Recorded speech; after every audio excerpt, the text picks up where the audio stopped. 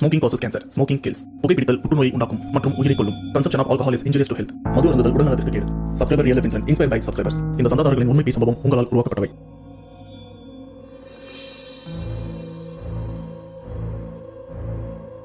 பொதுவாக கருப்பசாமி முனி அப்படின்னு சொன்னா உங்களுக்கு என்ன தோணும்? அடடா அவங்க ரொம்பவே கோவக்காரங்களாச்சு.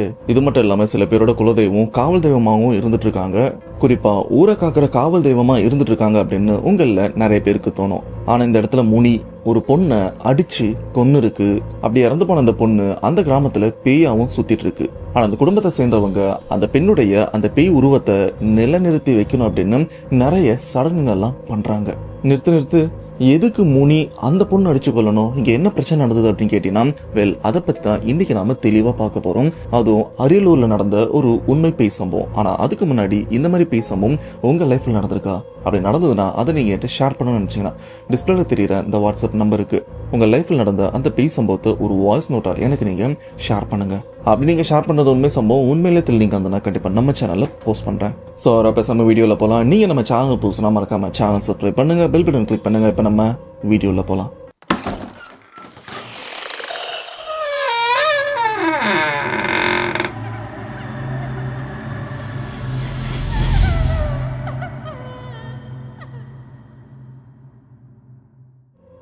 இந்த உண்மை பேய் சம்பவத்தை நம்ம ஷேர் பண்ண சப்ஸ்கிரைபர் இவங்க நேம் இந்திரா. இவங்க அரியலூர் மாவட்டத்தையும் சேர்ந்தவங்க. அண்ட் இந்த திகில் பேய் சம்பவம் இந்திரா இவங்களுக்கு நடக்கல. ஆனா இவங்க விவசாய பூமியில வேலை பார்க்கிற ஒரு நபருக்கு தான் நடந்திருக்கு. அந்த ஒரு விஷயமும் எதாச்சா கேட்கும் போதுதான் அவரும் ரொம்பவே வருத்தப்பட்ட அந்த ஒரு விஷயத்த சொல்லி அவசரமா கிளம்பிட்டும் இருக்காரு. ஏன்னா அந்த சம்பவம் அவர் சொல்ற வரைக்கும் அதுக்குண்டான தீர்வும் கிடைக்காம இருந்திருக்கு. சரியா 2022 அரியலூர். அண்ட் அரியலூர்ல இருக்கிற ஒரு கிராமத்தை சேர்ந்தவங்க தான் இந்திரா. இவங்க குடும்பத்துல இருக்கிற எல்லாருமே இப்ப வரைக்கும் விவசாயம் தான் பண்ணிட்டு இருக்காங்க. அதுலயும் அந்த 2022 அந்த சமயம் அப்போ இவங்க நிலத்துல நிலக்கடலை, அதாவது வேர்க்கடலை விளைய வச்சிருக்காங்க. நிலக்கடலை பயிரிட்ட ஆரம்ப கட்ட காலத்துல பாத்தீங்கன்னா அதுக்குண்டான உரம் மருந்துலாம் போடுவாங்கல்ல. உரம் அப்படின்ற ஒரு விஷயம் இவங்க குடும்பத்துல இருக்கிறவங்களே போட்டுறாங்க. ஆனா மருந்து அடிக்கணும்ன்ற விஷயம் வரும்போது மருந்துல எவ்வளவு தண்ணி கலக்கணும், என்ன மருந்து இதுக்கு அடிச்சா நல்லது அப்படின்னு இவங்களுக்கு அந்த சமயம் சரியா தெரியல. இது மட்டும் இல்லாம அந்த சமயம் பக்கத்துல இருக்கிற நிலத்துக்கு எல்லாத்துக்குமே ஒருத்தர் மருந்து அடிச்சு கொடுத்துட்டும் போவாரு. அவரை பத்தி விஷயமும் இந்திரா இவங்க அம்மாக்கும் தெரிய வருது. இந்த மாதிரி நம்ம பக்கத்து நிலத்துல ஒருத்தர் மருந்து அடிச்சுட்டு போவாரு, அவரோட போன் நம்பர் இருக்கு, நீ அவருக்கு போன் பண்ணி இந்த மாதிரி நம்ம நிலத்துக்கும் மருந்து அடிக்கணும், எப்போ வருவாருன்னு கேட்டுக்குன்னு சொன்னதுக்கு அப்புறம் இந்திராவும் அவங்களுக்கு கால் பண்ணி விஷயத்தையும் சொல்றாங்க. அதுக்கேற்ற மாதிரி அந்த நபரும் சரிம்மா நான் நாளைக்கே வரேன்னு சொல்லிட்டு அவரும் அந்த மருந்து எல்லாத்தையுமே இவங்க விவசாய நிலத்துக்கும் எடுத்துட்டு வந்துடுறாரு.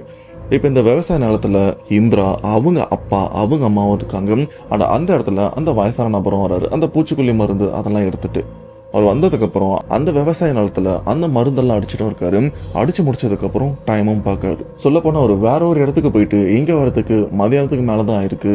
இப்படி இந்த வேலையெல்லாம் முடிக்கிறதுக்கு சாயங்காலத்துக்கு மேலேயும் ஆயிருக்கு. இப்படி வேலையெல்லாம் முடிச்சதுக்கு அப்புறம் பொருள் எல்லாம் ரொம்பவே அவசரமா ஏற கட்டிட்டும் இருக்காரு. இந்த ஒரு விஷயத்த பார்த்த இந்திரா, ஐயா என்னாச்சு, ரொம்பவே அவசரமா கிளம்புறீங்க, வேற எங்கன்னா போனோமா அப்படின்னு கேட்க, இல்லம்மா வீட்டுல ஒரு சின்ன பிரச்சனை, நான் இப்ப போயே ஆகணும் அப்படின்னு அவரும் ரொம்பவே வருத்தத்தோட ஒரு விஷயத்த மறைமுகமா சொல்றாரு. அதாவது சீக்கிரம் போனோமா, வீட்டுல கொஞ்சம் பிரச்சனை அப்படின்னு. ஆனா இந்திரா இவங்களுக்கும் சரி அவங்க அப்பா அம்மாக்கும் இப்படிக்கு ஏதோ பிரச்சனைன்னு தெரியுது. என்னன்னு தெரிஞ்சா ஏதோ நம்மளால முடிஞ்ச வரைக்கும் உதவி பண்ணலாம், சரி அவர் விஷயத்த சொன்னா நம்ம பண்ணலாம், கேட்டு பார்க்கலாம் அப்படின்னு அவங்களும் நார்மலா அந்த வயசானவர்கிட்டையும் கேட்கறாங்க. அதுக்கேத்த மாதிரி அந்த வயசான நபரும் விஷயத்த எதுவுமே மறைக்காம இவங்க நமக்கு புதுசா இருக்காங்க, இவங்க கிட்ட நம்ம குடும்ப விஷயத்த சொல்லணுமா அப்படின்னு கொஞ்சம் கூட யோசிக்காம அவர் மனசுல இருக்கிற அந்த கஷ்டங்களும் அவங்க கிட்டயும் ஷேர் பண்றாரு. நான் பக்கத்து கிராமத்தை சேர்ந்தவன் தாமா. எனக்கு ஒரு பொண்ணு ஒரு பையன் இருக்கான், மனைவி, மொத்தமா நாங்க 4 பேர் தான்.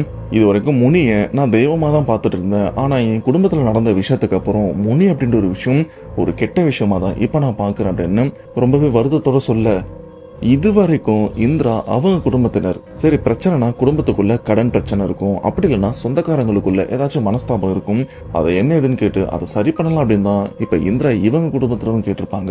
ஆனா இங்க நடக்கிறது டோட்டலா வேறன்னு தெரியும் போது இந்திரா அவங்க குடும்பத்தினர் ஒரு மாதிரி பயத்தோட அவர் சொல்ற விஷயத்தையும் கேட்கறாங்க. சமீபத்துல என் பொண்ணுக்கு முனி பிடிச்சு படாத பாடு படுத்திருச்சு. எனக்கு இருக்கிறதோ ஒரே பொண்ணு ஒரே பையன். பையன் வேற இடத்துல வேலை பார்த்துட்டு இருக்கான், பொண்ணு மட்டும் தான் எங்க கூட இருக்கா. நானும் என்னுடைய பொண்ணுக்கு கல்யாணம்லாம் பண்ணி நல்ல விஷயம்லாம் பார்க்கணும் அப்படின்னு ரொம்பவே ஆசையோட இருந்தேன். ஆனா முனி பிடிச்சதுக்கு அப்புறம் என் குடும்பத்தோட நிலைமையே இப்ப தலைகீழாயிருச்சு.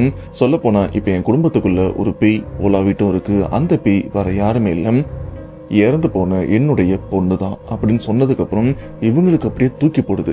ஏன்னா இவ்வளவு நேரம் வரைக்கும் பொண்ணுக்கு முனி பிடிச்சிருக்குன்னு சொன்னாரு. ஆனா அந்த முனி பிடிச்ச அந்த பொண்ணு இறந்துச்சுன்ற விஷயம் இவங்களுக்கு தெரியல. அதை சொன்னதுக்கு அப்புறம் இவங்க இதய துடிப்பும் கொஞ்சம் கொஞ்சமா அதிகரிக்குது. அப்ப இந்திராவும் கேக்குறாங்க, ஐயா தயவு செஞ்சு விலாவரியா சொல்லுங்க என்ன நடந்தது அப்படின்னு கேட்க, எங்க வீட்டுல ஆடு மாடுலாம் வளர்த்துட்டு இருக்கோமா, என்னுடைய பையன் திருப்பூர்ல வேலை பார்த்துட்டு இருக்கான், என் பொண்ணு அப்பதான் காலேஜும் படிச்சுட்டு இருக்கான், நான் இந்த மாதிரி கூலி வேலை தான் பார்த்துட்டு இருக்கேன், என் மனைவி ஆடு மாடுகளை பார்த்துட்டு இருக்கான். அன்னைக்கு ஒரு நாள் என் மனைவிக்கு கொஞ்சம் உடம்பு முடியல, என் பொண்ணுக்கும் காலேஜ் முடிஞ்சிருச்சு. முடிஞ்சதுக்கு அப்புறம் சரி அம்மாவுக்கு தான் உடம்பு முடியல, நம்ம இந்த மாடுகளை அப்படியே மேய்ச்சிட்டே கூட்டு போலாம் அப்படின்னு என் பொண்ணும் மாடு மேய்க்கிறதுக்காக பக்கத்துல இருக்கிற காடு கரை அப்படின்னு சுத்தி இருக்கான். மாடுங்க கூட தான். அன்னைக்குன்னு வெயில் ரொம்பவே அதிகமா இருந்திருக்கு. சரியா மதிய உச்சி வெயில். மாடுங்க அங்கங்கன்னு மேய்ஞ்சிட்டு கிடைச்ச நிழல்ல உட்காந்துட்டு இருக்க என் பொண்ணு என்ன பண்ணானா, அங்க ஒரு புளிய மரமும் இருந்திருக்கு. அந்த புளிய மரத்துல கொஞ்ச நேரம் இழப்பாறலாம் அப்படின்னு அப்படியே நிழல்லையும் உட்காந்துருக்கா. இது மட்டும் இல்லாம அந்த புளிய மரத்துல ஒரு சில கழுகுலாம் இருக்கு. அந்த கழுகு பாக்குறதுக்கு ரொம்பவே பெருசா இருக்கும். சொல்ல போனா சின்ன சின்ன பசங்களோட உயரத்துல அந்த கழுகு இருக்கும். அப்படிப்பட்ட கழுகு அந்த இடத்தையும் வட்டமிட்டுட்டும் இருக்கும், அந்த மரத்திலையும் உட்காந்துட்டும் இருக்கும். இது தெரியாத என் பொண்ணும் வெயில் அதிகமா இருக்கு அப்படின்னு அந்த மரத்தடி நிழல்ல உட்காந்துருக்கான். ஆனா அவளுக்கு தெரியல அந்த மரத்துல முனி இருக்கு அப்படின்னு.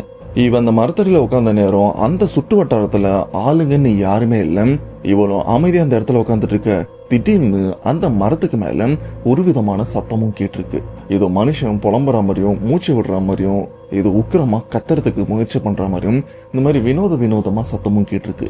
இந்த சத்தம் கேட்ட ஆரம்பத்துல என்னுடைய பொண்ணும் அங்க எங்கன்னு சுத்தி பார்த்திருக்கான். யாருமே அவ கண்ணுக்கும் தெரியல. ஒரு லெவலுக்கு அப்புறம் தான் அந்த சத்தம் மரத்துக்கு மேல கேக்குது அப்படின்னு பொறுமையா அண்ணாந்தும் பார்த்திருக்கான். ஆனா அந்த இடத்துல கழுகுலாம் இருந்திருக்குல்ல, மேபி இந்த கழுகு தான் இந்த மாதிரி கத்துது போல இருக்கு அப்படின்னு அதெல்லாம் கண்டுக்காம என் பொண்ணும் அதே இடத்துல தான் உட்கார்ந்துட்டு இருக்கா. ஆனா போக போக அந்த ஒரு சத்தம் கொஞ்சம் கொஞ்சமா அதிகரிக்க அப்பதான் என் பொண்ணுக்கு புரிஞ்சிருக்கு போல இருக்கு, இது கழுகு சத்தம் கிடையாது வேற ஏதோ அப்படின்னு.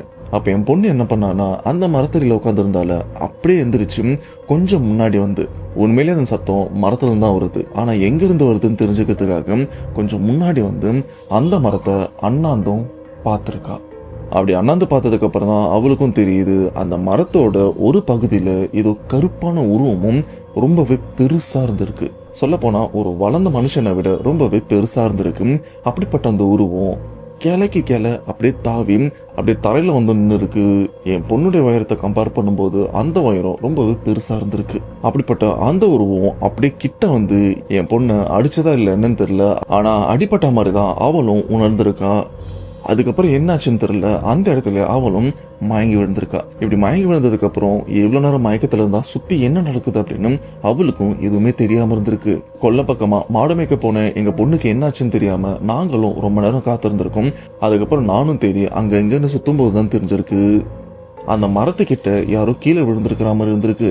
உயிரை கையில பிடிச்சிட்டு ரொம்பவே வேகமா உடனே, ஏன்னா அந்த இடத்துல என்னுடைய மாடுகள்லாம் மேய்ஞ்சிட்டு வந்தது, கண்டிப்பா அது என் பொண்ணாதான் இருப்பா அப்படின்னு கிட்ட போய் பார்த்தா உண்மையிலே என் பொண்ணுதான். நல்ல வேலை அவ போட்டிருந்த உடைகள் எதுவுமே கலையாம இருந்திருக்கு. அப்பவே எனக்கு புரிஞ்சிருச்சு இவன் மயக்கத்துல கீழே விழுந்திருக்கா அப்படின்னு. அதுக்கப்புறம் என் பொண்ணை தட்டி எழுப்பினதுக்கு அப்புறம் அவளும் பயந்து அந்த இடத்த சுத்தி பார்க்கிறான். ஏதோ நான் பேய் நினைச்சு என்னையும் தள்ளிவிட முயற்சி பண்ணான். அதுக்கப்புறம் அப்பாதான் தெரிஞ்சதுக்கு அப்புறம் என்ன கட்டி பிடிச்சு பயங்கரமா அழுதா. இது மட்டும் இல்லாம அவளுடைய கண்ணும் பகுதியில ஏதோ அடிவாங்கின தடம் மாதிரி இருந்திருக்கு. அது ஏதோ ஒரு பொருளை வச்சு அடிச்ச மாதிரிதான் இருந்திருக்கு. எனக்கும் என்னாச்சுன்னு தெரியல. என் பொண்ணை கேட்டதுக்கு அப்புறம் தான் அவளும் மொழி விஷயத்த சொல்லும் போது நானும் பயத்தோட அந்த மரத்தை பாக்குறேன். அதுக்கப்புறம் தான் எனக்கும் தெரியும் என் பொண்ணு தப்பான இடத்துக்கு வந்திருக்கா அப்படின்னு. சொல்ல போனா எனக்கும் இந்த இடத்த பத்தி தெரியும். ஆனா என் பொண்ணு காணுன்ற சோகத்துல பயத்துல நானும் காடு காரெல்லாம் தேடி பார்த்து கடைசியா தான் இந்த இடத்துக்கு வந்தேன். இங்க என் பொண்ணு இருந்தா, இதுக்கப்புறம் இங்க இருக்கக்கூடாது அப்படின்னு என் பொண்ணு அப்படியே தூக்கிக்கிட்டு மாடு எல்லாத்தையுமே ஓட்டிட்டு அந்த இடத்த விட்டும் வீட்டுக்கு வந்துட்டேன். ஆனா என் பொண்ணு அந்த இடத்த விட்டு கூட்டிட்டு வரும்போது, சரியா சொல்ல போனா அந்த புளிய மரத்துல இருந்து எங்க வீட்டுக்கு ஒரு 1 கிலோமீட்டர் டிஸ்டன்ஸும் இருக்கும். பாதி வழியில வரும்போது என் பொண்ணுடைய நடவடிக்கையில சில மாற்றங்கள் இருக்கிறது நானும் உணர்ந்தேன். சரி, இவ ஏதோ பயத்துல தான் இந்த மாதிரி பண்றா அப்படின்னு நானும் அதை பெருசா எடுத்துக்கல. ஏதா இருந்தாலும் வீட்டுக்கு போயிட்டு பாத்துக்கலான்னு தான் அவளையும் வீட்டுக்கும் கொண்டுட்டு வந்துட்டேன். இப்படி நைட்டும் ஆயிடுச்சு. பொண்ணு வீட்டுக்கு வந்ததுக்கு அப்புறம் அமைதியா தான் இருந்தா. அதுக்கப்புறம் அவளை சாப்பிட வச்சு அவளும் அவருடைய அறையில படுக்கவும் போயிட்டா. சொல்ல போனா அப்பா வரைக்கும் எனக்கும் ஒரு சின்ன சந்தேகம் இருந்தது. உண்மையிலேயே நான் என் பொண்ணு தான் கூட்டிட்டு வந்தேனா இல்ல வேற ஏதாச்சும் தூக்கிட்டு வந்துட்டனோ அப்படின்னு. சரி, எதா இருந்தாலும் தூங்கி எந்திரிச்சா சரியா போயிடும் அப்படின்னு நானும் என் மனைவியும் படுத்துட்டோம். என் மகளும் படுத்துட்டா. இப்படி அந்த இரவு ரொம்பவே லேட்டா தான் போதும். இது வரைக்கும் தூங்கனா அடுத்த நாள் எப்படி எந்திரிக்கிறேன்னு கூட தெரியாது. அந்த அளவுக்கு அந்த இரவு நல்லபடியா தூங்குவேன். ரொம்பவே வேகமாவும் விடிஞ்சிரும். ஆனா அந்த இரவு ஒரு நீண்ட இரவு மாதிரி பொறுமையா போயிட்டும் இருக்கு. சொல்ல போனா அந்த இரவோட இடையில நான் நிறைய தடவை முழிச்சும் பார்த்திருக்கேன். எனக்கு தூக்கம்லாம் நிறைய தெளிஞ்சிருக்கு. இப்படி தொடர்ந்து ஏதோ ஒரு தொந்தரவு என்னுடைய தூக்கத்தை கலைச்சிட்டும் இருக்கு. இதனால எந்திரிச்சு தண்ணியும் குடிச்சேன். அப்படி தண்ணி குடிக்கும் போதுதான் என் பொண்ணுடைய அந்த ரூம் கதவு திறந்திருக்கிறதும் எனக்கும் தெரிஞ்சது. என்ன வழக்கமா ஒரு ரூம் எல்லாம் சாத்திட்டு தான் தூங்குவா, இப்ப என்னாச்சு அப்படின்னு நானும் பொறுமையா அந்த ரூம் கிட்டையும் போனேன். போயிட்டு என் பொண்ணுடைய பேரை சொல்லியும் கூப்பிட்டேன். சத்தம் எதுவுமே இல்லை. சரி, கதவை திறந்து பார்க்கலாம் அப்படின்னு கதவை திறந்து பார்த்தா படுக்கையில என் பொண்ணை காணும்னு உடனே எனக்கும் பயம் வந்துருச்சு.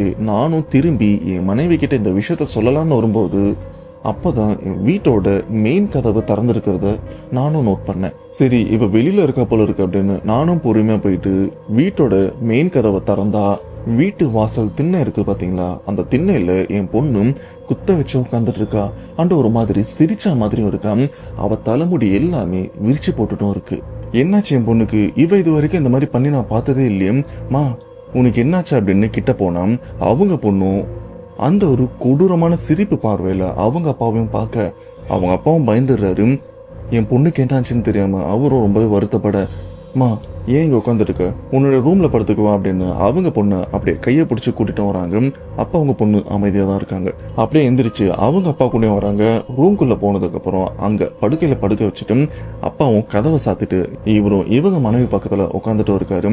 என் பொண்ணுக்கு என்னாச்சுன்னு தெரியலையே அப்படின்னு. சொல்ல போனா இதுக்கப்புறம் அவங்க அப்பா தூங்காம முழிச்சிட்டு தான் இருக்காரு. ஏன்னா எப்ப என் பொண்ணு வெளியில வருவான்னு அவருக்கும் தெரியாம இருந்திருக்கு.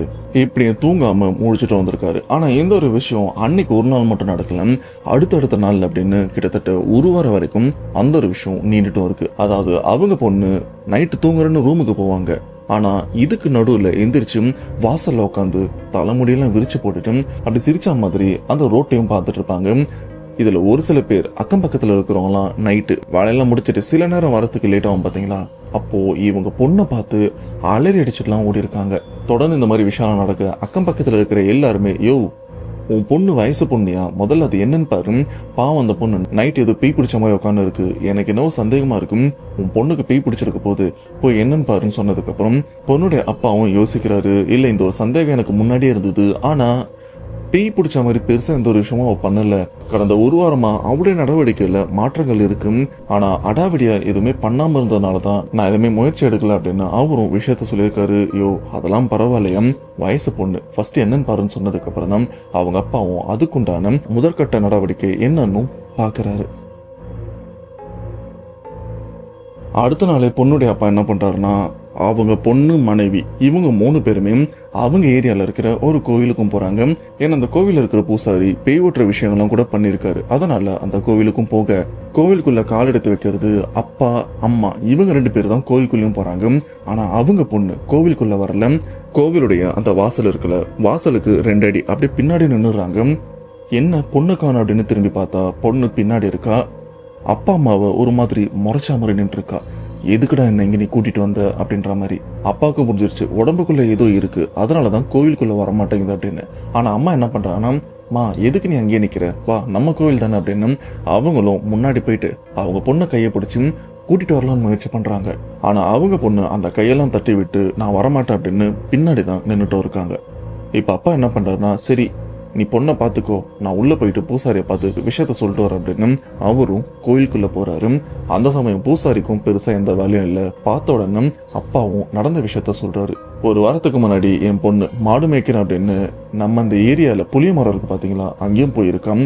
அங்க போயிட்டு வந்ததுக்கு அப்புறம் என் பொண்ணு என் பொண்ணாவே இல்லை, ஏதோ வேற எதையோ நான் கூட்டு வந்த மாதிரி இருக்கு, எனக்கு என்னாச்சுன்னு தெரியல, தயவு செஞ்சு என் பொண்ணை காப்பாத்தி கொடுங்கன்னு சொல்ல, அப்ப அந்த பூசாரியும் அப்படியே எட்டியும் பாக்குறாரு. ஏன்னா வெளியில வாசல்ல தான் அவங்க பொண்ணும் இருக்காங்க, பக்கத்துல அம்மாவும் இருக்காங்க. பொண்ணு ஒரு 5 செகண்ட் அப்படியே பார்த்துட்டு இருக்காங்க. பார்த்துட்டு அப்படியே அப்பா கிட்ட, உன் பொண்ணை இதுக்கப்புறம் யாராலையுமே காப்பாற்ற முடியாது, அதேமாரி காப்பாற்றணும்னா உன் பொண்ணு கோவிலுக்குள்ள கூட்டிட்டு வா அப்படின்னு அவங்க அப்பா கிட்டையும் சொல்ல, ஐயா நீங்க என்ன சொல்றீங்க, என் பொண்ணை காப்பாத்தி கொடுப்பீங்கன்னு தான் நான் இவ்வளவு தூரம் வந்தேன், நீங்களும் இப்படி சொன்னீங்கன்னா என்னன்னு கேட்க, இல்லப்பா பிரச்சனை கையை மீறி போயிருச்சு, இதுக்கப்புறம் எதுவுமே பண்ண முடியாது, நீ பிரச்சனை ஆரம்பிச்ச அன்னைக்கு நீ கூட்டிட்டு வந்தனா ஏதாச்சும் பண்ணி அதை ஓட்டுறதுக்கு முயற்சி பண்ணிருக்கலாம், ஆனா இப்ப என்ன பண்ணாலும் உன் பொண்ணை காப்பாற்ற முடியாதுன்னு சொன்னதுக்கு அப்புறம், ஐயா ஏன் இப்படி சொல்றீங்க, சரி என் பொண்ணுக்கு என்னாச்சு, என்ன பிரச்சனைன்னு கேட்க, உன் பொண்ணுக்கு முனி பிடிச்சிருக்கு அப்படின்னு சொன்னதுக்கு அப்புறம் அப்பாவோட இதயமே வெடிச்சிருது. அண்ட் நம்ம பேக் டு ரிவெஞ்ச் சேனலை தொடர்ந்து பார்த்துட்டு வரவங்களுக்கு தெளிவா தெரியும், முனி அப்படின்னு சொல்லும்போது இது எந்த விதமான முனி அப்படின்னு. ஆக்சுவலா முனில 2 விதம் இருக்கு. ஒன்னு முனீஸ்வரர், இவர் குலதெய்வம், காவல் தெய்வம், இவர் தெய்வமா தான் பார்க்க முடியும். ஆனா இந்த பக்கம் இந்த பேய் பிசாசு மோகினி ரத்த காட்டேரி அப்படின்னு இருக்கு பாத்தீங்களா, அந்த வகையில முனின்னு ஒண்ணு இருக்கு. சிம்பிளா சொல்ல போனா, இப்ப வயசு பொண்ணுங்களாம் இறந்து போனா மோகினி பிசாசுன்னு சொல்லுவாங்கல்ல, அந்த மாதிரி ஆண்கள் இறந்து போனா அவங்கள முனி அப்படின்னு சொல்லுவாங்க. நான் கேள்விப்பட்ட வரைக்கும் அப்படிதான் சொல்லியிருக்காங்க. இன்கேஸ் தப்பா இருந்ததுன்னா உண்மை எதுவோ அதை நீங்க கமெண்ட் பாக்ஸ்ல மென்ஷன் பண்ணீங்கன்னா நான் பார்த்து அதை தெரிஞ்சுப்பேன். அப்படிப்பட்ட ஒரு கெட்ட முனி, பேயோட கம்பேர் பண்ற ஒரு கெட்ட முனி தான் உன் பொண்ணை ஆக்கிரமிச்சிருக்கு. இப்பவும் உன் பொண்ணு கோயிலுக்குள்ள வராம இருப்பாளே, அதுக்கு காரணம் அவ உடம்புல இருக்கிற அந்த கெட்ட முனி பண்ற வேலை தான். இதுக்கு தீர்வே கிடையாது, இதுக்கப்புறம் எதுவுமே பண்ண முடியாது, உன் பொண்ணுடைய மரணம் நிச்சயம் அப்படின்னு பூசாரி அவங்க அப்பா கிட்ட சொன்னதுக்கு அப்புறம் அவருடைய மனநிலைமை எப்படி இருக்குன்னு கொஞ்சம் யோசிச்சு பாருங்க. இப்ப அப்பாவும் எழுதிட்டு பூசாரிகிட்ட கேட்கிறாரு, ஐயா ஏதாச்சும் ஒரு தீர்வு சொல்லுங்க அப்படின்னு கேட்க, அப்ப பூசாரி சொல்ற விஷயம் ஒன்னும் இல்ல, உன் பொண்ணை இந்த கோவிலுக்குள்ள கூட்டிட்டு வா, நான் காப்பாற்ற முயற்சி பண்ணுன்னு சொன்னதுக்கு அப்புறம் அவங்க அப்பாவும் அவசரமா எந்திரிச்சு அழுதுட்டு அவங்க பொண்ணு முன்னாடி போயிட்டு, அம்மா கோயிலுக்குள்ள வாமா, நம்ம கோயிலுக்குள்ள போயிட்டோன்னா எல்லாமே சரியாயிரும் அப்படின்னு அவங்க பொண்ணை கையை பிடிச்சி கோயிலுக்குள்ள இழுக்க முயற்சி பண்றாங்க. ஆனா அந்த இடத்துல அப்பா அம்மா 2 பேரையுமே தள்ளி விட்டுட்டு, என்னால உள்ள வர முடியாது அப்படின்னு ஒரு மாதிரி கனத்த குரல்ல பேசுது. சொல்ல போனா முரட்டுத்தனமான ஒரு ஆணுடைய குரல்ல பேசுற அப்படி இருக்கும். அந்த மாதிரி அந்த பொண்ணும் பேசியிருக்கு. இதை பார்த்த அப்பா அம்மா 2 பேருமே பயந்துருக்காங்க. இது கூடவே அவங்க பொண்ணை எவ்வளவோ அந்த கோயிலுக்குள்ள எடுத்துட்டு வர முயற்சி பண்றாங்க, ஆனா எதுவுமே பலன் அடிக்கல. இது மட்டும் இல்லாம அவங்க பொண்ணு கத்திக்கிட்டு அந்த கோவிலை விட்டு வேக வேகமா ஓடுது வேற திசைய பார்த்து. இப்ப பாதிக்கப்பட்ட அந்த பொண்ணுடைய அப்பாவும் அவங்க மனைவி கிட்ட, நீ பொண்ணு என்னன்னு பாரு, நான் பூசாரி கிட்ட இதுக்குண்டான விஷயம் என்னன்னு கேட்டு வரேன் அப்படின்னு இவர் கோவிலுக்குள்ள வராரு. அவங்க மனைவி அவங்க பொண்ணை பிடிக்கிறதுக்காகவும் போறாங்க. ஆனா அப்படி ஓடுற அந்த பொண்ணு அலறிட்டே ஓடுது. அப்படி அலற அந்த ஒரு சத்தம் சாதாரண பெண்ணுடைய குரல் இல்ல, ஒரு ஆணுடைய குரல்ல. இந்த குரல் அக்கம் பக்கத்துல இருக்கிறவங்க அண்டு வழியில போறவங்க எல்லாருமே கேட்டு மிரண்டும் போறாங்க. ஒரு வழியா அந்த கிராமத்துல இருக்கிற எல்லாருக்குமே தெரிஞ்சிருச்சு இந்த பொண்ணுக்கு பேய் பிடிச்சிருக்கு அப்படின்னு. இப்ப கோவிலுக்குள்ள வந்த அப்பா, ஐயா என் பொண்ணை உள்ள கூட்டு வர முடியல, தயவு செஞ்சு ஏதாச்சும் வழி இருக்கும், என் பொண்ணை காப்பாத்துங்க அப்படின்னு சொல்லும் போது அந்த பூசாரியும் ஒரு விஷயம் தான் சொல்றாரு, இன்னும் 2 நாள்ல வெள்ளிக்கிழமை வரப்போகுது, நீ என்ன பண்ற, வெள்ளிக்கிழமை அப்போ இந்த கருப்பசாமி கோவிலுக்கும் உன் பொண்ணை எப்பேற்பட்டாவது கூட்டிட்டு வந்துரு. ஆனா நீ கூட்டிட்டு வர்றது அவ்வளவு சுலபம் கிடையாது. ஆனா நீ என்ன பண்ணுவே எது பண்ணுவே தெரியாது. உன் பொண்ணு உயிர் பழைக்கணும்னா உன் பொண்ணு வெள்ளிக்கிழமை அப்போ இந்த கோவில்ல இருக்கணும், அப்படி இல்லைன்னா என்னால எதுவுமே பண்ண முடியாது அப்படின்னு பூசாரியும் கை விரிச்சிடுறாரு. ஐயா அப்ப அது வரைக்கும் என் பொண்ணுடைய நிலைமை என்ன ஆகுறதுன்னு கேட்க, ஒன்னும் கவலைப்படாத, இந்த கருப்பன் காலடியில இருந்து தாயத்தை எடுத்து தரேன், இத எப்படியாச்சும் உன் பொண்ணுடைய கையில இல்ல உடம்புல எங்கனாச்சும் கட்டி விட்டுரும். எனக்கு தெரிஞ்சு அடுத்த 2 நாள் வரைக்கும் இந்த தாயத்தை கண்டிப்பா தாங்கும். ஏன்னா அவ உடம்புல இருக்கிறது ஒரு கெட்ட முனி. திரும்ப சொல்றேன், நல்லா கேட்டுக்கோ, வர வெள்ளிக்கிழமை எப்படியாச்சும் உன் பொண்ணை கூட்டிட்டு வந்துருன்னு மட்டும்தான் அந்த பூசாரி அழுத்தி இதே வார்த்தையும் திரும்ப திரும்ப சொல்லியிருக்காரு. இது மட்டும் இல்லாம அடுத்த 2 நாளைக்கு நீங்க தூங்குறீங்களோ இல்லையோ, ஆனா உங்க பொண்ணு எங்கேயுமே போகாம கண்ணும் கருத்துமா பாத்துக்குங்க. இது மட்டும் இல்லாம நான் கொடுக்குற இந்த பொருளை உங்க வீட்டை சுத்தி கட்டுங்க அப்படின்னு சில பொருட்களும் கொடுத்து அனுப்புறாங்க. இதெல்லாம் வாங்கின அந்த விவசாயி அப்பா இவரும் கிளம்பி வீட்டுக்கும் போறாரு. வீட்டுக்கு போயிட்டு, ஏன்னா வீட்டுக்கு போற வரைக்கும் அவருக்கு தெரியாது அவங்க பொண்ணு வீட்டுல தான் இருக்காங்க அப்படின்னு.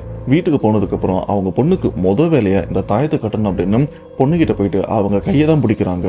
ஆனா அந்த கைக்குள்ள அவ்வளோ பலம் இருக்கும்.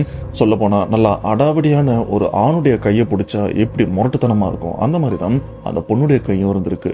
அப்பாவும் முயற்சி பண்ணி அந்த கயிறை கட்ட ட்ரை பண்ணியிருக்காரு. ஆனா எதுவுமே வேலைக்காகல. இதனால அக்கம் பக்கத்தில் இருக்கிற சிலர் வீட்டுக்குள்ளேயும் கூப்பிட்டு ஒரு 3 பேர் வராங்க. பொண்ணை நல்லா இறுக்கமா பிடிச்சிட்டு அந்த கையை ரொம்பவே கஷ்டப்பட்டு தான் எடுத்து கையிலையும் அந்த தாயத்தை கட்டி விடுறாங்க. கட்டினதுக்கு அப்புறம் அந்த பொண்ணு ரொம்பவே சாதாரணமா இருக்கு. இது மட்டும் இல்லாம அந்த பூசாரி கொடுத்த சில பொருட்கள் எல்லாத்தையுமே வீடு சுத்தியும் கட்டி விடுறாங்க. இப்படி இதெல்லாம் கட்டினதுக்கு அப்புறம் ஏதோ அந்த வீடு அமைதியா இருக்கிறத அவங்க அப்பாவும் உணர்ந்திருக்காரு. ஆனா அப்பாவுக்கு தெரியல புயலுக்கு முன் அமைதி இப்படிதான் இருக்கும் அப்படின்னு. இது மட்டும் இல்லாமல் அவங்க பொண்ணும், அப்பா என்னாச்சுப்பா, ஏன் இவ்வளோ பேர் இருக்கீங்க, ஏன் எல்லாரும் என்ன இப்படி இருக்கமா பிடிச்சிருக்கீங்க, என்னாச்சு அப்படின்னு கேட்க, இல்லைம்மா ஒன்றும் இல்லைம்மா, உனக்கு உடம்பு சரியில்லை, மற்றபடி வேற எதுவும் இல்லை, எக்காரணத்து கொண்டும் இப்போ உன் கையில் ஒரு கயிறு கட்டியிருக்கல, இதை தயவு செஞ்சு கழட்டி போடாத, கொஞ்சம் ஜாக்கிரதையாரு, எங்ககிட்ட எதுவுமே சொல்லாம நீ வீட்டை விட்டு வெளியில போகக்கூடாது அப்படின்னு அப்பாவும் இன்டைரக்டா தான் விஷயத்த சொல்லியிருக்காரு. பிரச்சனை இருக்குன்னு சொல்லலை. ஆனா பொண்ணும் பயந்து, அப்பா என்னாச்சுப்பா, தயவு செஞ்சு சொல்லுங்கன்னு கேட்க, ஆனா அப்பாவும் அதை பத்தி சொல்றதுக்கு தயாராகவும் இல்லை. இப்ப விவசாயியான அப்பா இவர் என்ன பண்றாருன்னா, நமக்கு உதவி தேவை, இதனால நம்ம பையனை திருப்பூர்ல வேலை செய்யறால அவனுக்கு ஃபோன் பண்ணி வர சொல்லலாம் அப்படின்னு பையனுக்கும் ஃபோன் பண்றாங்க. ஆனா பையனுக்கு அந்த நேரம் லீவும் கொடுக்கல. லீவு கேட்டு பார்த்துருக்காரு வீட்டில் பிரச்சனை அப்படின்னு. ஆனா லீவு கொடுக்காதனால பையனால் அங்கிருந்து வரவும் முடியல. இது மட்டும் இல்லாம வீட்டில் இவ்வளோ பெரிய பிரச்சனை போகுது அப்படின்னு பையனுக்கும் தெரியாம இருந்திருக்கு. பிரச்சனைன்னு தெரிஞ்சிருந்தா வேலையாவது அப்படின்னு சொல்லிட்டு அது எல்லாத்தையுமே தூக்கி போட்டு தான் தங்கச்சிக்காக கண்டிப்பா வந்திருப்பாரு. ஆனா பிரச்சனையை பத்தி பையன்கிட்ட முழுசா சொல்லாம வந்திருக்காங்க. சொன்னா பயந்துருவாரோ அப்படின்னு. இப்படி பையன் வேலை பார்த்துட்டு இருக்க திடீர்னு அவங்க தங்கச்சியான பேய் பிடிச்ச அந்த பொண்ணு, இப்ப சாதாரணமா தானே இருக்காங்க, அந்த பொண்ணு அவங்க அண்ணனுக்கு கால் பண்ணி, அண்ணே நீ எங்க இருக்க, எனக்கு ஏதோ பிரச்சனைலாம் சொல்றாங்க, தயவு செஞ்சு வீட்டுக்கு வா அப்படின்னு கூப்பிட, அப்பதான் அண்ணனுக்கும் புரிய வருது, ஓ தங்கச்சிக்கு ஏதோ பிரச்சனை போல இருக்கு அப்படின்னு. அப்போ அவரும் யோசிக்கிறாரு, லீவு கொடுக்குறானோ இல்லையோ, நான் லீவ் போட்டு போறேன் அப்படின்னு லீவ் போடுறதுக்காக தயாரா இருக்காரு. ஆனா இவரு கம்பெனில இருந்து கிளம்புறதுக்குள்ள அவங்க தங்கச்சி நிறைய தடவை ஃபோன் பண்ணிடுறாங்க. இதுல ஒரு சில நேரம் பொண்ணு பேசுற விதம் ஏதோ ஆணுடைய குரல் மாதிரி வந்திருக்கு. சந்தேகப்பட்ட அண்ணன் அவங்க அப்பாவுக்கும் ஃபோன் பண்ணி, அப்பா வீட்டுல என்ன பிரச்சனை நடக்குது, தங்கச்சி எனக்கு கால் பண்ணா, அவ பேச்சு ஏதோ வித்தியாசமா இருக்கு, என்ன உடனே கிளம்பி வர சொல்றா, என்னாச்சு அப்படின்னு கேட்க, இது மட்டும் இல்லாம அவருடைய குரல் ஏதோ கட்ட குரல் மாதிரி, ஆம்பளை குரல் மாதிரி இருக்கு, என்னாச்சுப்பா என்ன பிரச்சனை கேட்க, அப்போ அப்பாவுக்கும் விஷயம் புரிஞ்சிருது. போன் பேசுறது என் பொண்ணு கிடையாது, அந்த கெட்ட முனி, ஒருவேளை இவனும் வந்தானா இவனை ஏதாச்சும் பண்ணிட போகுது அப்படின்னு. அப்பா அதெல்லாம் எந்த பிரச்சனையுமே இல்லை, நாங்க அதெல்லாம் சரி பண்ணிட்டோம், நீ வேலையை பாரு, நம்ம சொந்தக்காரங்களாம் இங்கே தான் இருக்காங்க, ஏதா இருந்தாலும் நாங்கள் பார்த்துக்கிறோம், நீ இங்கே வராத, மறுபடியும் சொல்கிறேன் நீ இங்கே வராத, நீ வேலையை பாரு அப்படின்னு ஃபோனை கட் பண்ணிடுறாங்க. இப்போ பையனான அண்ணனும் யோசிக்கிறாரு, நமக்கு இருக்கிறது இப்போதைக்கு இந்த ஒரு வேலை மட்டும்தான், நம்ம குடும்பமும் கொஞ்சம் கஷ்டப்படுது, இதனால அவரும் வீட்டு பக்கம் வராம வேலையும் பார்த்துட்டு இருக்காரு. இப்படி வெள்ளிக்கிழமை காலையிலயும் வந்துடுது. அன்னைக்குன்னு பார்த்து அந்த விவசாயி மருந்து அடிப்பார்ல, அவருக்கும் ஃபோன் மேலே ஃபோனாக வந்துட்டு இருக்கு. என்னன்னு பார்த்தா ஒரு இடத்துல ஆல்ரெடி காசு வாங்கியிருப்பாரு, வெள்ளிக்கிழமை வந்து மருந்து அடிச்சு தரேன் அப்படின்னு. இப்போ அவங்களும் கண்டினியூவா கால் பண்ணிட்டும் இருக்காங்க. கால் பண்ணது மட்டும் இல்லாம சொன்ன நேரத்துல உன்னால வர முடியாது அப்படின்ற மாதிரி பேசுற இது இவருக்கும் ஒரு மாதிரி ஆயிருது. சரிங்கய்யா நான் இன்னும் கொஞ்ச நேரத்துல வந்து வேலையை முடிச்சு கொடுத்துட்றேன் அப்படின்னு அவரும் வாக்கு கொடுத்தா மாதிரி அந்த நிலத்துக்கும் போகலாம் அப்படின்னு அந்த ஏற்பாடும் பண்ணிட்டு இருக்க. இப்போ அவங்க மனைவி கிட்டையும் சொல்றாங்க, எனக்கு இப்போ அர்ஜென்ட்டான வேலை இருக்குமா, நான் போயே ஆகணும், இன்னைக்கு தான் இந்த வெள்ளிக்கிழமை, நம்ம சாயங்காலம் தான் நம்ம பொண்ணை கோயிலுக்கு கூட்டு போக வேண்டியிருக்கு, நான் போயிட்டு ஒரு 1-2 மணி நேரத்தில் வேலையை முடிச்சுட்டு சீக்கிரம் வந்துடுறேன், அது வரைக்கும் பொண்ணை கண்ணும் கருத்துமா பார்த்துக்கும், நான் வெரசா போயிட்டு சீக்கிரம் வந்துடுறேன் அப்படின்னு அவரும் வீட்டை விட்டு வெளியிலையும் கிளம்பிடுறாரு. அண்ட் இந்த பக்கம் அவங்க அம்மாவும் அவங்க பொண்ணை பார்த்தபடிதான் வீட்டுக்குள்ளேயும் இருந்துட்டு இருக்காங்க. இப்படி வீட்டில் உட்காந்துட்டு இருக்கும்போது இவங்க வீட்டுக்கு பின்புறத்துல தானே ஆடு மாடெல்லாம் கட்டி வச்சிருக்காங்க. அதுல மாடும் கத்திட்டும் இருக்கு. என்னன்னு பார்த்தா மாடுக்கு பசிக்குது, மாடுக்கு தண்ணி காட்டி வைக்கோல்லாம் போடணும்ல, அதனால அம்மா நம்ம வீட்டுல தானே இருக்கும், கொல்லப்புறத்துல தானே இருக்கும் அப்படின்னு அவங்களும் எந்திரிச்சு கொல்லப்புறத்துக்கும் வராங்க. இப்படி மாடுக்கு தண்ணி காமிச்சிட்டு உணவு கொடுத்துட்டு அம்மாவும் வீட்டுக்குள்ள வராங்க. அவங்க பொண்ணு சாதாரணமா தான் இருக்காங்க.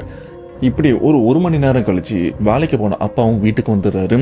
பொண்ணுக்கு எந்த பிரச்சனையுமே இல்லை, ரூம்குள்ள தான் இருக்காங்க. இப்ப அப்பா அம்மா இவங்க 2 பேருமே பேசிக்கிறாங்க.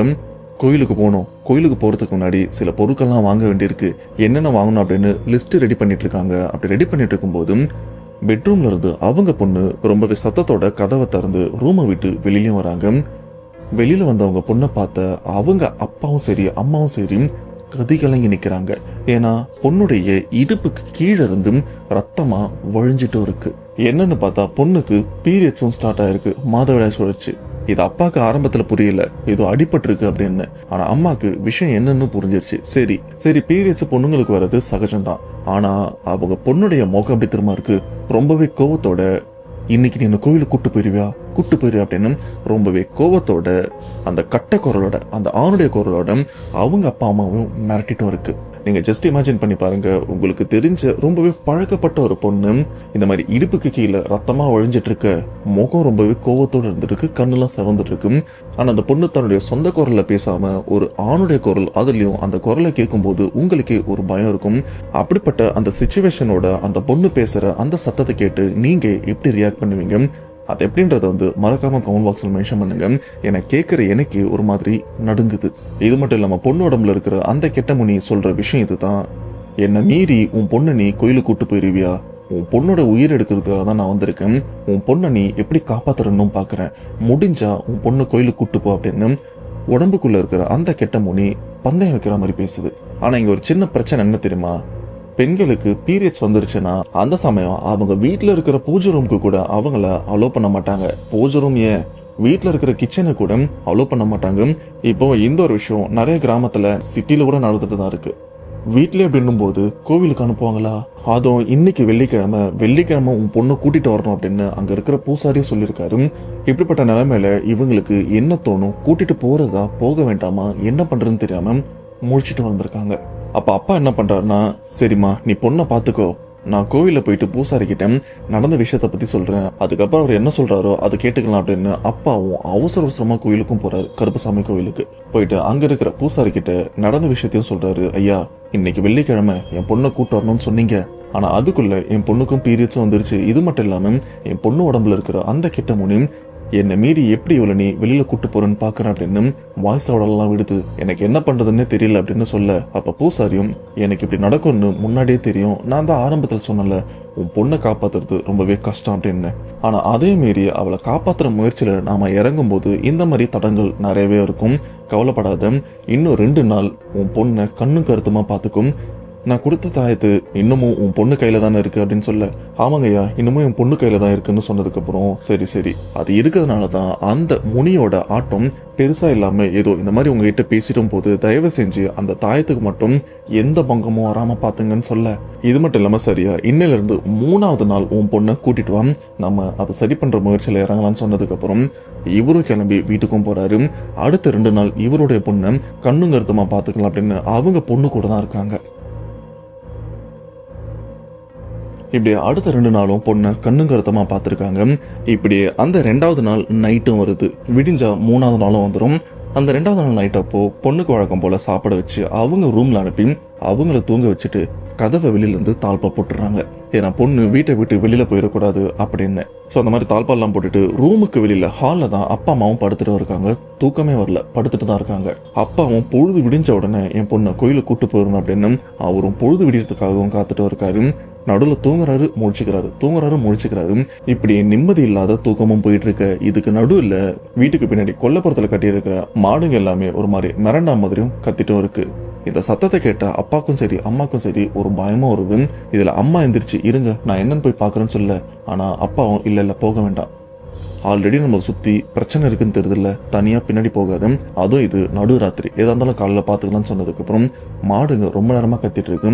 ஒரு லெவலுக்கு அப்புறம் மாட்டுடைய சத்தம் அப்படியே அடங்கி சைலண்ட் ஆயிருது. ஆனா அப்பா வரைக்கும் இந்த மாடுகள்லாம் ஏன் கத்துது அப்படின்னு அதுக்குண்டான விளக்கம் அப்பாவுக்கும் தெரியல, பொண்ணுடைய அம்மாவுக்கும் தெரியாம தூக்கம் இல்லாம தான் வந்திருக்காங்க. ஒரு வழியா பொழுதும் விடிஞ்சிருது. பொழுது விடிஞ்சு வெளியில கோழி கத்துற சத்தம், குயில் மத்த பறவைலாம் கத்துற சத்தமும் கேட்க அப்பாவுக்கும் புரிஞ்சிருது பொழுது விடிஞ்சிருச்சு அப்படின்னு. உடனே எந்திரிச்சு அவரும் அவசரமா குளிக்கிறாரு.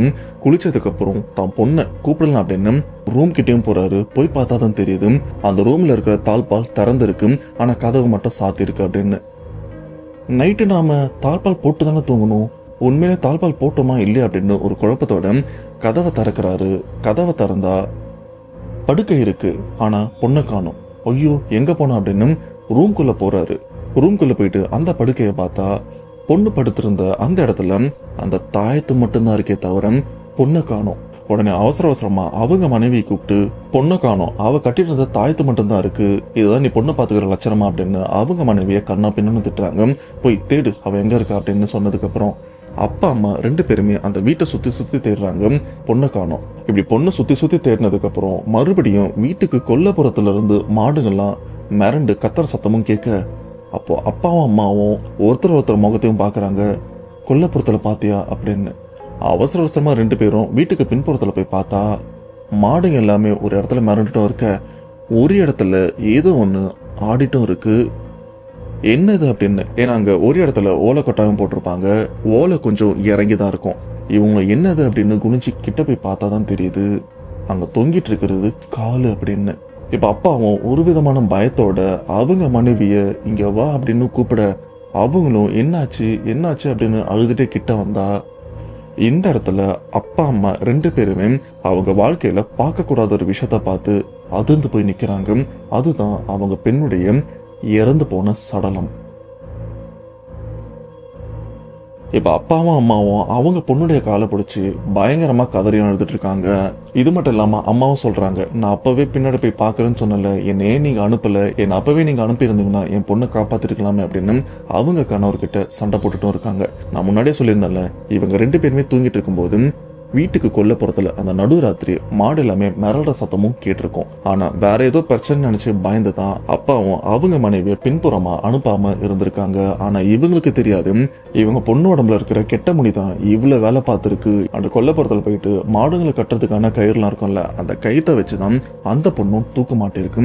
இதனாலதான் அங்க இருக்கிற மாடு எல்லாமே மிரண்டு இந்த ஒரு விஷயத்த வீட்டுக்கு தெரிய வைக்கணும் அப்படின்னு கத்திருக்க போல இருக்கு. இந்த இடத்துல கால்நடை விலங்குகளுக்கு வீட்டுல ஏதாச்சும் பிரச்சனைனா, இங்க ஏதாச்சும் தப்பு நடக்க போகுதுன்னா அவங்களுக்கு முன்கூட்டியே தெரியும், அதனாலதான் கத்திருக்காங்க. ஆனா வீட்டுல பயத்தோட இருந்த அப்பாவுக்கு இது புரியாம சைலண்டா இருந்திருக்காங்க. கடைசி அவங்க பொண்ணும் இறந்தாச்சு. இதுக்கப்புறம் என்ன பண்றது, இறந்து போன பொண்ணுடைய உடம்ப கீழே இறக்கி செய்ய வேண்டிய விஷயங்கள்லாம் செய்ய வேண்டியிருக்கு. இறுதி சடங்கு எல்லாத்தையும் நல்லபடியா செஞ்சு முடிக்கிறாங்க. அப்படி அடக்கம் பண்ண அடுத்த நாளே இறந்து போன அந்த பொண்ணு பேயா இவங்க வீட்டை மட்டும் இல்ல, அந்த கிராமத்தையே சுத்தி சுத்தி வந்திருக்கு. அந்த கிராமத்துல இருக்கிற எல்லாருமே அந்த பெண்ணுடைய பேய் உருவத்தை பார்த்து மிரண்டு போயிருக்காங்க. அதுலயும் குறிப்பா நடுராத்திரி அழுதுட்டு அந்த ஏரியாக்குள்ள அங்கங்கன்னு உலா வருதும், நான் விட மாட்டேன், நான் யாருமே விட மாட்டேன் அப்படின்னு இந்த மாதிரி வார்த்தைகள்லாம் சொல்லிட்டு போக, இதை கண்கூட பார்த்த நிறைய பேர் அலையடிச்சுட்டு வீட்டுக்கும் வந்திருக்காங்க. அடுத்த நாள் அவங்களுக்கும் ஜுரம் வந்திருக்கு.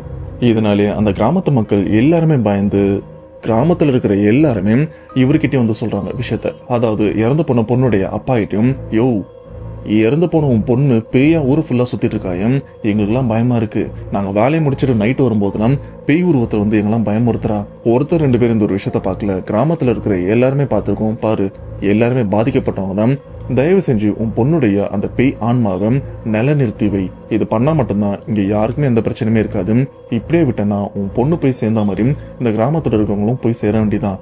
தயவு செஞ்சு பேயா சுத்திட்டு இருக்கிற உன் பொண்ணை நில நிறுத்தி வை அப்படின்னு இந்த ஒரு வார்த்தையை தான் சொல்றாங்க. அதாவது நில நிறுத்தி வைனா உன் பொண்ணுடைய ஆன்மாவை சாந்திப்படுத்தி இந்த மாதிரி பிரச்சனை எல்லாம் பண்ணாம ஒரு அமைதியான ஆன்மாவை கருதி அதை நீங்க குலதெய்வமா வழிபடணும் அப்படின்றதுதான் அர்த்தம் அப்படின்னு எனக்கும் சொல்லியிருக்காங்க. இப்ப பொண்ணோட அப்பா என்ன பண்றாருன்னா, சரி என் பொண்ணுடைய ஆன்மாவை சாந்திப்படுத்துறதுக்கு இந்த ஒரு விஷயம் தான் பண்ணணும் அப்படின்னு அந்த கோவில் பூசாரிகிட்ட போயிட்டு விஷயத்தையும் சொல்றாரு. அந்த கோவில் பூசாரியும் ரொம்பவே வருத்தப்படுறாரு. எப்படியாச்சும் காப்பாத்திடலான்னு பார்த்தோம், ஆனா கடைசி வரைக்கும் முடியல. இப்போ உன் பொண்ணுடைய பேய் உருவத்தை நாம நிலைநிறுத்தி அதை அமைதியான ஒரு தெய்வமா மாத்தணும், அதுக்குண்டான ஏற்பாடெல்லாம் நான் பண்றேன், உன் நிலத்திலே சின்னதா ஒரு கோவில் மட்டும் கட்டு போதும் அப்படின்னு பூசாரி சொன்னதுக்கு அப்புறம் இப்போ இந்த வயசானவர் என்ன பண்றாருன்னா, அவர்கிட்டயும் அந்த சமயம் பெருசா காசு எதுவுமே இல்லை, அக்கம் பக்கத்துல அப்படி இப்படின்னு கொஞ்சம் கடன் வாங்கி தான் இந்த ஒரு விஷயத்தையும் பண்றாரு. அதாவது பொண்ணுக்காக சின்னதா கோவில் கட்டுற விஷயம்.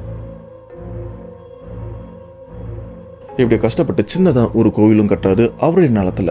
கோவில் கட்டி முடிச்சதுக்கு அப்புறம் பூசாரி கிட்ட விஷயத்தையும் சொல்ல, அவரும் அதுக்குண்டான தேதி, அந்த நிலைநிறுத்தி வைக்கிறதுக்கான தேதியும் குறிப்பிடுறாரு. அந்த தேதியில பூசாரியும் வந்து அதுக்குண்டான பூஜையும் பண்றாரு. நிறைய சடங்கு சம்பிரதாயம் அண்டு படையல் அப்படின்னு நிறைய விஷயங்களும் பண்றாங்க. இது மட்டும் இல்லாம கருப்பசாமியெல்லாம் வர வச்சு பேயா சுத்திட்டு இருக்கிற அந்த பெண்ணுடைய ஆன்மாவை அப்படியே அடக்கி, இதுக்கப்புறம் நீ பேய் மாதிரிலாம் சுத்தக்கூடாது, இது உன் குடும்பம், இதுக்கப்புறம் உன் குடும்பத்துக்கு நீ துணையா ஒரு தெய்வமா இருந்து அவங்கள காக்கிறது தான் உன்னுடைய வேலை அப்படின்னு கருப்பம் சொன்னதுக்கு அப்புறம் இவ்வளவு நேரம் பேய சுத்திட்டு இருந்த அந்த பெண்ணுடைய ஆன்மா அப்படியே அமைதிக்கு வந்து இவங்க பண்ற விஷயத்தையும் மனசார ஏத்துக்குது. இப்ப அந்த இடத்துல அந்த பூஜையும் நிறைவேறினதுக்கு அப்புறம் அந்த குடும்பத்தினரும் அவங்க பொண்ணு இப்ப வரைக்கும் தெய்வமா வழிபட்டுட்டும் இருக்காங்க. ஆக்சுவலா இந்த இடத்துல அந்த மருந்தடிக்க வந்த அந்த பெரியவர் இந்திரா இவங்க நிலத்துல மருந்தெல்லாம் அடிச்சிருப்பார்ல, அவசரமா கிளம்புறன்னும் போது அவரும் விஷயத்த சொல்லியிருப்பார்ல, அப்ப அவங்க பொண்ணு இறந்து இவ்வளவு பிரச்சனை நடந்திருக்கும். சொல்ல போனா அவர் அந்த ஒரு விஷயத்த ஷேர் பண்ற அந்த தேதிக்கு அப்புறம் தான் அவங்க பொண்ணுடைய பேய் உருவத்தை வந்து நிலைநிறுத்தத்துக்கான ஏற்பாடுகளும் நடந்துட்டு இருக்கு. அதுக்குதான் சீக்கிரம் போகணும் அப்படின்னு எல்லா பொருட்களையும் அவசரமா எடுத்து வச்சிருந்தாரு. இதை பார்த்துதான் இவங்களும் என்னையா இவ்வளவு அவசரமா கிளம்புறீங்கன்னு கேட்க அவரும் நடந்த விஷயத்தெல்லாம் சொல்லியிருக்காரு. அண்ட் இதுக்கப்புறம் அவங்க பொண்ணுடைய ஆன்மாவை நிலைநிறுத்தி வச்சு அவங்க பொண்ணுடைய ஆன்மாவை தெய்வமா வழிபட்டு இருக்காங்களே, அந்த விஷயம்லாம் முடிஞ்சதுக்கு அப்புறம் இந்த இடத்துல இந்திரா இவங்க குடும்பத்தினரும் அந்த வயசானவரும் வேறு ஒரு வேலைக்காக இந்த பக்கம் வர வச்சிருக்காங்க. அப்படி வந்ததுக்கு அப்புறம் அடுத்து என்ன நடந்தது அப்படின்னு விஷயத்தை கேட்கும் போதுதான் அந்த நிலைநிறுத்தின விஷயத்தை பத்தியும் சொல்லியிருக்காரு. இப்ப வரைக்கும் இறந்து போன அந்த பெண்ணுடைய ஆன்மாவால எந்த பிரச்சனையுமே இல்லை. ஏன்னா இப்ப அந்த பொண்ணு ஆன்மா பேய் அப்படின்லாம் இல்லை, இப்ப அந்த பெண் ஒரு தெய்வமா தான் இருக்காங்க. ஏன்னா அவங்களுக்குன்னு சின்னதா ஒரு கோவில், அவங்க வழிபடுறதுக்குன்னு அவங்க குடும்பத்தினர் அப்படின்னு அவங்க பொண்ணை தெய்வமா பார்த்துட்டு இருக்காங்க. இப்ப வரைக்கும் அந்த குடும்பத்துக்கு எந்த பிரச்சனையுமே இல்லாம குடும்பம் நல்லபடியா தான் போய்கிட்டும் இருக்கு. ஸோ இந்த ஒரு சம்பவத்தை தான் இந்திரா அந்த வயசானவர்கிட்டையும் கேட்டு நமக்கும் ஷேர் பண்ணியிருக்காங்க. இது கேட்கும்போது எனக்கு மனசும் கஷ்டமா இருந்தது, அதே சமயம் பயமும் அதிகமா இருந்தது. கண்டிப்பா இந்த ஒரு ஃபீல் உங்களுக்கும் இருக்கும்னு நான் நம்புறேன். என்ன இருந்ததா அப்படின்றத மறக்காம கமெண்ட் பாக்ஸ்ல மென்ஷன் பண்ணிட்டு போங்க. அவ்வளவுதான் மக்களே, சம்பவம் கண்டிப்பா இந்த சம்பவம் உங்களுக்கு பிடிச்சிருக்கும் நம்புறேன். மறக்காம இந்த சம்பவத்தை பத்தி உங்களுடைய கருத்துன்றது வந்து கமெண்ட் பாக்ஸ்ல மறக்காம மென்ஷன் பண்ணிருங்க. இது கூடவே இந்த மாதிரி பேய் சம்பவம் தொடர்ந்து நம்ம சேனல்ல பார்க்கணும்னு நினைச்சீங்கன்னா உங்க லைஃப்ல நடந்த அந்த பேய் சம்பவத்தை ஒரு வாய்ஸ் நோட்டா இல்ல டைப் பண்ணி கூட நீங்க எனக்கு ஷேர் பண்ணுங்க. அப்படி ஷேர் பண்றது உண்மை சம்பவம் உண்மையிலே த்ரில்லிங்கா இருந்ததுன்னா கண்டிப்பா நம்ம சேனல்ல போஸ்ட் பண்றேன். அண்ட் இன்னொரு ஆப்ஷனும் சொல்றேன், எப்பா எனக்கு இந்த மாதிரி வாட்ஸ்அப்ல அனுப்புறதெல்லாம் பிடிக்கல, நான் நேராவே வந்து உங்ககிட்ட நான் இன்சிடென்ட்டை ஷேர் பண்றேன், நீ வேணும்னா நம்ம பேசுற விஷயத்த அப்படியே வீடியோவை எடுத்து போஸ்ட் பண்ணிக்க அப்படின்னு நீங்க நினைச்சீங்கன்னா அதுக்கும் மறக்காம டிஸ்கிரிப்ஷன்ல இருக்கிற வாட்ஸ்அப் நம்பருக்கு கான்டாக்ட் பண்ணுங்க. சீக்கிரமே ஒன்னா சேர்ந்து ஒரு பாட்காஸ்ட் மாதிரி அந்த உண்மை சம்பவத்தை பத்தி பேசி நிறைய கருத்துக்களை வந்து நாமளும் பகிர்ந்துக்கலாம். அண்ட் ஆடியன்ஸுக்கும் அந்த ஒரு விஷயம் புது விதமாகவும் இருக்கும். அப்படியே மறக்காம சேனலை சப்ஸ்கிரைப் பண்ணிருங்க. அப்பதான் நான் போஸ்ட் பண்ற உண்மை சம்பவம் உங்களை உடனே வந்து சேரும். ஸோ நெக்ஸ்ட் ஒரு உண்மை சம்பவத்தோட கண்டிப்பா உங்களை வந்து நான் மீட் பண்றேன். அதுவரை உங்களை மீது விடைபெறுவது உங்கள் நான்